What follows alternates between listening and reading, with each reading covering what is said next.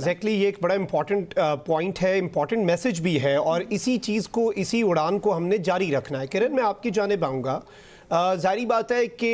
भारत ने बहुत से बयानिए बनाए हुए थे इस जंग से पहले। एक बयानिया ये भी था कि पाकिस्तान जो है वो टेररिज्म को स्पॉन्सर करता है, लेकिन मार्का हक में एक तो चलें ये बयानिया भारत का उड़ गया पहलगाम फॉल्स फ्लैग के बाद, लेकिन इंडिया जो है वो जिस तरह से एक्सपोज हुआ पोस्ट मार्का हक, उसने फितना अल खवारिज टीटीपी, फितना अल हिंदुस्तान बीएलए की फंडिंग बढ़ा दी, और इस सब के अंदर भारत की अब जो प्रॉक्सीज दहशत गर्दी कर रहे हैं, हम लड़ रहे हैं, हम लड़ेंगे। भारत इधर से आएगा, खुल के आएगा तब भी लड़ेंगे, अगर छुप के आएगा, प्रॉक्सीज की सूरत में आएगा, गजब ले हक का सामना करना पड़ेगा। लेकिन इंडिया जो है अब उसके एक्सपोज होने का वक्त हुआ चाहता है कि स्टेट स्पॉन्सर ऑफ टेररिज्म जो है वो इस वक्त नरेंद्र मोदी का भारत है।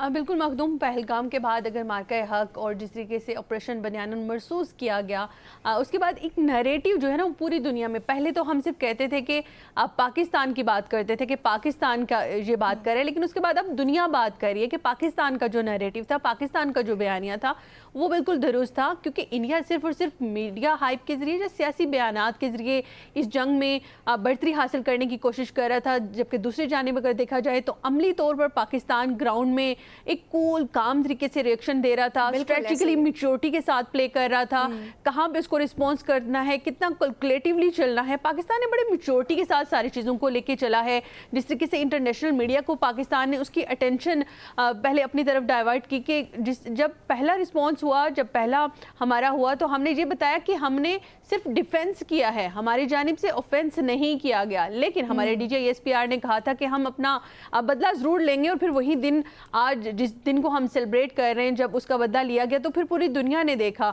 तो ज़ाहिर सी बात है भारत की, क्योंकि भारत अपने जो इंटरनल मैटर्स हैं उनको छुपाने के लिए ये सारी चीज़ें बयानियाँ बनाने की कोशिश कर रहा था, और इसी चीज़ में उसने इतना आगे निकल गया, तो उसको समझ नहीं आया कि पाकिस्तान इतना ज़्यादा अलर्ट है, पाकिस्तान इतनी तैयारी के साथ है। वो समझ रहा था कि शायद पाकिस्तान की जानिब से हमें रिस्पॉन्स नहीं आएगा, वो समझ रहा था कि पाकिस्तान, हम हमला करेंगे, पाकिस्तान जो है वहीं